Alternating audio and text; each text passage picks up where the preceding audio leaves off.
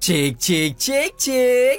Oke guys, welcome back to Cakradiva Reinkarnasi dalam pembahasan alur cerita Renegade Immortal Shiny episode ke-90 yang seperti biasa atau ya biar semua penonton Cakradiva itu tuh tercerdaskan, nggak cuma nonton, nggak jelas yang apa yang ditonton, nggak jelas gitu ya. Jadi pasti selalu dijelaskan dengan sedetail-detailnya dan membuat kalian tuh paham alur ceritanya ya guys ya. Nah, seperti biasa kita review dulu pembahasan alur cerita episode sebelumnya di mana Wang Lin telah keluar dari wilayah sekte pemunihan jiwa dan mengalahkan Li Yuanfeng sekaligus juga menyebabkan keruntuhan negara salju menjadi negara budidaya peringkat ketiga. Setelah itu Wang Lin sempat menggalau apakah harus langsung gaspol remblong ke wilayah klan iblis raksasa karena kekuatan Wang adalah sesuatu yang jelas tidak dapat dibandingkan dengan Li Yuanfeng. Namun tanpa diduga-duga si leluhur sekte pemunihan jiwa Adutian yang sedang berada dalam retir panjang mengirimkan dua hadiah luar biasa, di mana salah satunya adalah salinan bendera 1 miliar jiwa yang bisa menjadi kunci kemenangannya atas sang leluhur klan iblis raksasa. Nah, di episode kali ini kita akan melihat pertarungan antara Wang Lin dengan seluruh klan iblis raksasa, leluhurnya, kekuatan kapak iblis yang merupakan harta tertinggi klan iblis raksasa, sampai dengan debut pertama Wang Lin menggunakan kekuatan bendera 1 miliar jiwa yang meskipun hanya salinannya saja sudah dapat menggetarkan seluruh benua. Gimana cerita selengkapnya? Langsung aja kita terobos.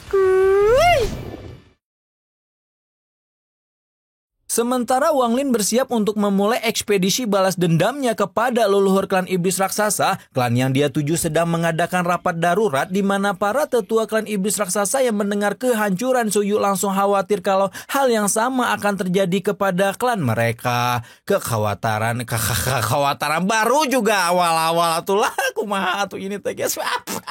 Kekhawatiran ini tak terlepas dari leluhur mereka yang baru saja menyatukan tubuh baru dan oleh karena itulah kondisinya sedang jatuh lebih lemah dibanding biasanya. Meski ada yang khawatir, ada juga yang sok keras berkata bahwa tidak peduli sekuat apapun si Zheng Ma, Zheng Niu, Ging Zheng, apa Tong Zheng ini, mereka tidak akan membiarkannya mengganggu leluhur klan iblis raksasa yang merupakan kebanggaan mereka. Sementara tiga tetua klannya sedang menggibah dan mendiskusikan apa yang harus mereka lakukan kepada Zheng Niu, Cihu sebagai calon pemimpin klan muda hanya bisa tenggelam dalam kegalauannya. Memahami bahwa Zheng Niu pasti sudah yakin akan menang kalau dia sampai datang. Cihu paham bahwa leluhur klannya telah melakukan kesalahan kepada Zheng Niu dan dia jelas tidak bisa diam saja kalau Zheng Niu benar-benar datang untuk menghabisi pemimpin mereka. Akan tetapi di sisi lain Cihu juga merasa berat dan bersalah karena Zheng Niu bagaimanapun merupakan seseorang yang pernah dianggap sebagai teman. Sementara tiga tetua menggibah dan Cihu menggalau, Wang Lin telah sampai di wilayah klan iblis raksasa dan memasang sebuah formasi sebelum memanggil Wang untuk keluar. Namun bukannya Wang yang keluar, tapi justru Antek dajalnya yang muncul dengan amarah ketika bertanya ada urusan apa Zheng Niu datang mencari leluhur mereka. Ketika Wang Lin dengan gamblang berkata ingin membuat Wang Mokat, anggota klan iblis raksasa itu menjadi semakin marah dan mengajak seluruh teman-temannya untuk membunuh Wang Lin apapun taruhannya. Akhirnya sekelompok besar iblis raksasa itu pun berubah wujud menjadi raksasa yang sebenarnya sebelum menyerang Wang Lin beramai-ramai dengan kapak di tangan mereka. Namun seluruh Antek dajal klan iblis raksasa itu tidak ada yang bisa menahan tekanan gulungan hidup mati Wang Lin dan hampir saja tersegal ketika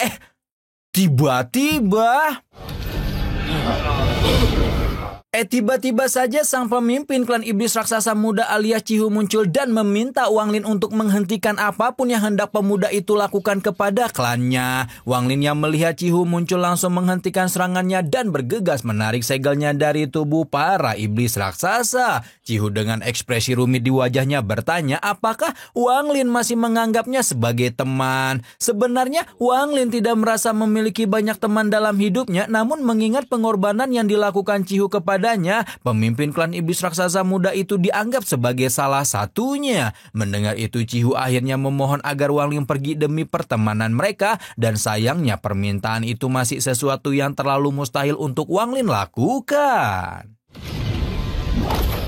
Mendengar Cihu malah melakukan negosiasi omong kosong semacam ini dengan Wang Lin, 3 tetua utama klan iblis raksasa pun kehabiskan kesabaran dan akhirnya keluar untuk mengkonfrontasi Zheng Niu secara langsung. Wang Lin sekali lagi meminta Cihu untuk memberitahukan keberadaan leluhur mereka, namun sebelum Cihu sempat membuka mulut, ketiga tetua sudah lebih dulu marah-marah dan tanpa mau mendengarkan peringatan Cihu sama sekali, sang tetua agung Tianmu langsung mengayunkan kapaknya ke arah Wang Lin dengan marah sebelum akhirnya dihempaskan dengan begitu mudah. Cihu tahu jelas jika tidak ada satupun orang di klan iblis raksasa yang bisa menandingi Wang Lin kecuali leluhur mereka, dan kembali meyakinkan pemuda itu kalau klannya bukanlah musuh karena situasi yang semakin mendesak. Memahami kesulitan yang dialami oleh Cihu, Wang Lin pun menghela napas ketika meminta pemuda itu memberitahu keberadaan leluhurnya, karena meskipun dia tidak akan membunuh Wang, leluhur klan iblis raksasa itu masih harus mengembalikan pedang abadinya. Lagi-lagi Cihu memasang wajah rumit sebelum kemudian mengajak 3 tetua untuk membuka formasi agung untuk memanggil leluhur. Meskipun berkata ingin memanggil leluhur, ternyata formasi itu dibuka untuk menghabisi Wang Lin karena Cihu tahu pemuda itu tidak mungkin melepaskan leluhur mereka begitu saja. Wang Lin masih mempertahankan wajah dinginnya ketika formasi dibuka, bahkan setelah Cihu kemudian meminta maaf karena sudah mengecewakannya. Cihu mulai meracau tentang formasi agung yang bahkan tidak dapat ditahan oleh leluhur mereka, di mana hal itu sudah cukup menunjukkan kalau Wang Lin juga akan mustahil selamat dari malapetaka ini. Wang Lin yang sudah tidak mau mendengar Cihu panjang lebar akhirnya mempertegas bahwa hutang Cihu kepadanya di makam abadi sudah dia bayar lunas dalam penyergapan di wilayah salju, sehingga saat ini mereka sudah tidak memiliki hutang satu sama lain. Pernyataan Wang Lin membuat Cihu merasa terhok karena pernyataan itu menunjukkan bahwa Wang Lin telah memutuskan hubungan mereka dan tidak akan lagi menganggapnya sebagai teman mulai sekarang. Selain itu, Wang Lin sama sekali tidak gentar ketika menyaksikan formasi agung klan iblis raksasa yang akan segera runtuh, di mana hal yang sangat mengejutkan adalah Wang Lin dapat menahan serangan pertama bahkan dengan tubuhnya yang hanya seorang manusia biasa. Hal yang lebih membagongkan terus terjadi di mana Wang Lin masih mampu menahan serangan demi serangan formasi agung, di mana ketika leluhur klan mereka hanya mampu menahan 8 serangan, pemuda entah dari mana itu mampu justru menahan 11 serangan dengan sangat mengejutkan. Meskipun tangan kanannya berdiri-diri, Wang Lin sama sekali tidak menunjukkan tanda-tanda pelemahan dan bersiap menghadapi serangan terakhir, yaitu serangan ke-12 ketika meminta Cihu untuk memperhatikannya baik-baik. Ketika itulah Wang Lin untuk pertama kalinya menggunakan kekuatan gabungan dengan Dewa Kuno Bintang 3, di mana kekuatan seorang ahli ranah formasi jiwa tangkap akhir lagi, ayam tangkap kali, jiwa tingkat akhir yang digabung dengan tubuh Dewa Kuno Bintang 3 memang sesuatu yang lebih dari cukup untuk menghancurkan formasi agung klan iblis raksasa sampai ke akar-akarnya.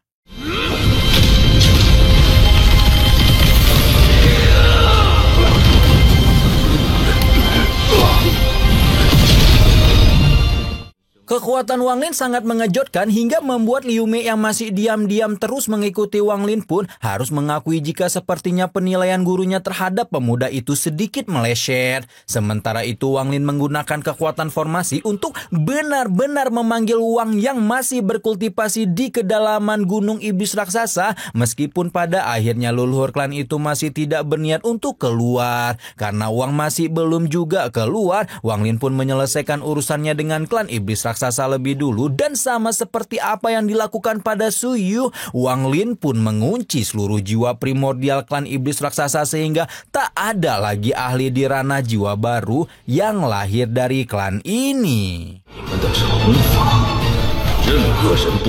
Sementara Wang Lin menyegel seluruh klan, Su Ligo yang masih bersama dengan Wang meminta untuk dikeluarkan karena dia sudah ingin sekali merobek tubuh Wang Lin dengan pedang abadi. Wang tertawa kecil melihat kebencian roh pedang ini pada tuan lamanya dan semakin berpikir bahwa Su Ligo memang sebuah roh pedang yang sangat menarik. Wang tidak sadar bahwa Suligou diam-diam mengirimkan sinyal SOS kepada Wang Lin, di mana sinyal itulah yang pada akhirnya membawa sang pemilik mutiara pembangkang surga itu untuk menemukan tempat persembunyiannya. Wang tidak berharap Wang Lin dapat menemukan tempat persembunyiannya dengan sangat cepat, tapi berhubung sudah ditemukan, tidak ada yang bisa dia lakukan kecuali keluar dari dalam gunung untuk menghadapi musuhnya. Ketika mereka bertukar pukulan pertama kali, Wang Lin langsung dapat merasakan betapa kekuatan tubuh fisik Wang sangat luar biasa, bahkan tidak berlebihan kalau dikatakan sepadan dengan seorang dewa kuno bintang 3 kalau berada dalam kondisi puncaknya. Sementara itu, Wang juga merasa kekuatan fisik Wang Lin tidak lumrah, dan hal itu membuatnya terpaksa menggunakan kekuatan spiritual surgawi untuk memanggil wujud roh iblis raksasa miliknya. Wang Lin juga tidak mau kalah dan mengeluarkan wujud dewa kuno bintang 3-nya, sehingga pertempuran antara dua raksasa pun pecah di tengah pegunungan iblis raksasa. Kekuatan dua raksasa itu hampir setara sehingga baik Wang Lin maupun Wang dipaksa meludahkan seteguk darah dari mulut mereka ketika bertabrakan. Wang yang sudah semakin tidak sabar pun mengeluarkan pedang abadi dan membuat Suligou tertawa gembira karena akhirnya bisa menghabisi Wang Lin. Namun ketika Wang sudah menunjukkan kepuasan di wajahnya karena berpikir Wang Lin akan dihabisi oleh pedangnya sendiri,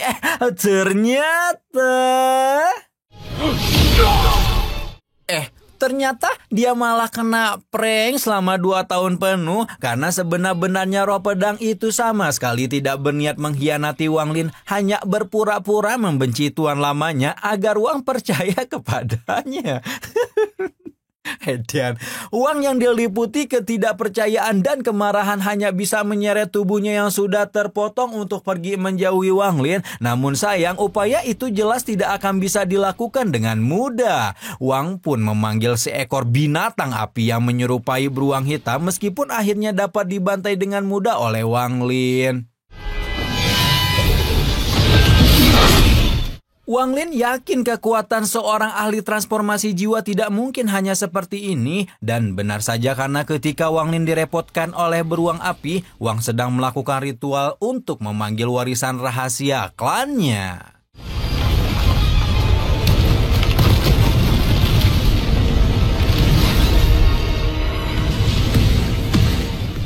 Tepat setelah Wang menyelesaikan ritual darahnya, sebuah kapak dengan warna merah pekat muncul dari dalam gunung berapi, di mana kapak darah itu adalah senjata rahasia klan iblis raksasa yang dahulu pernah digunakan oleh leluhur masa lalu untuk membelah langit dan bumi, bahkan menghancurkan seorang dukun 9 daun klan peninggalan abadi yang setara dengan ahli Ansen dan tahap awal. Harus diakui bahwa kekuatan kapak darah itu sangat luar biasa, sehingga Wang Lin pun sulit membendungnya, dan momen ini hampir saja dimanfaatkan oleh Liu Mei untuk membantu leluhur klan iblis raksasa mengalahkan Wang Lin sebelum sosok lain datang untuk menghentikannya.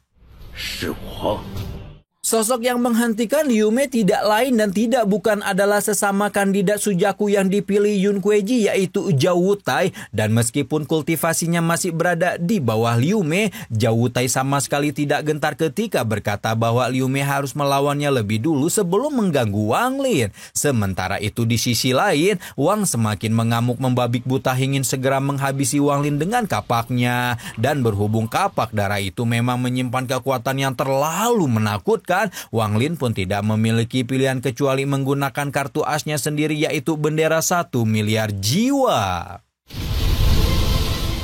Wang tampak sangat terkejut Wang Lin bisa mendapatkan harta karun tertinggi sekte pemunihan jiwa. Begitu pula Liu Mei yang tidak percaya bahwa Du Tian benar-benar memberikan bendera 1 miliar jiwa untuk Wang Lin. Karena bendera 1 miliar jiwa adalah sesuatu yang tidak mungkin dia atasi, Liu Mei pun menjadi gentar dan akhirnya memutuskan untuk mundur. Di sisi lain, Wang Lin segera memanggil ke-12 jiwa utama bendera 1 miliar jiwa dan membuat 12 mantan ahli transformasi jiwa itu mengeroyok Wang sampai sang leluhur klan iblis raksasa terpaksa menghancurkan tubuh barunya untuk menyelamatkan diri.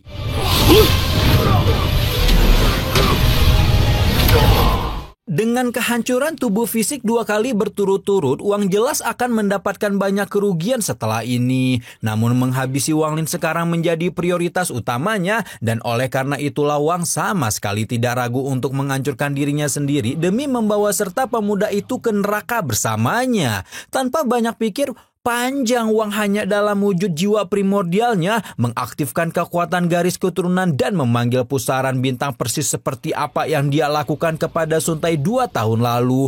Masih ingat kan? Namun ternyata Wang Lin juga sudah mengantisipasi hal ini, dan Ternyata formasi yang sebelumnya dia pasang ketika sampai di wilayah klan iblis raksasa adalah formasi bintang yang berfungsi untuk menentukan titik koordinat di mana dia akan dipindahkan. Jadi intinya Wang Lin tetap tidak bisa menahan kekuatan garis keturunan Wang, namun formasi pelacak bintang akan membantunya menentukan di mana dia akan dilemparkan dengan kekuatan tersebut. Jadi nggak ngilang entah kemana kayak Sun Tai gitu ya guys ya. Wang sudah tidak dapat menahan kemarahannya karena setelah gagal membawa Wang Lin mati bersamanya, sekarang sang leluhur klan iblis raksasa harus hancur dalam keheningan sendirian. Mamam.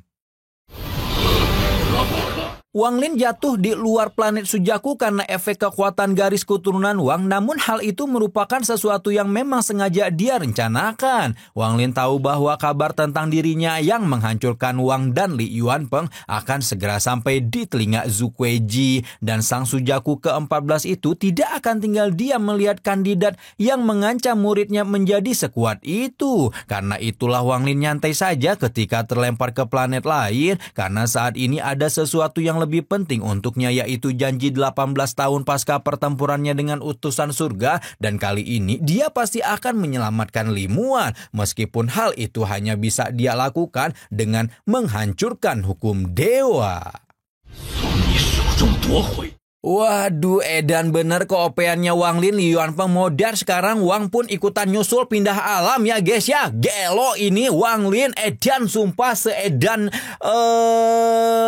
Choyen ya guys ya. Cuman ini tuh bedanya Wang Lin tuh lebih edan lagi segitu, lebih brutal gitu ya guys ya. Edan itu sumpah. Gimana kalian, menurut kalian? Setuju apa lebih edan Wang Lin daripada Choyen? Nantikan terus pembahasannya hanya di Cakradivara Reinkarnasi biar kalian tuh semakin ngerti nonton film aslinya ya. Rama di sini pamit. Bye bye.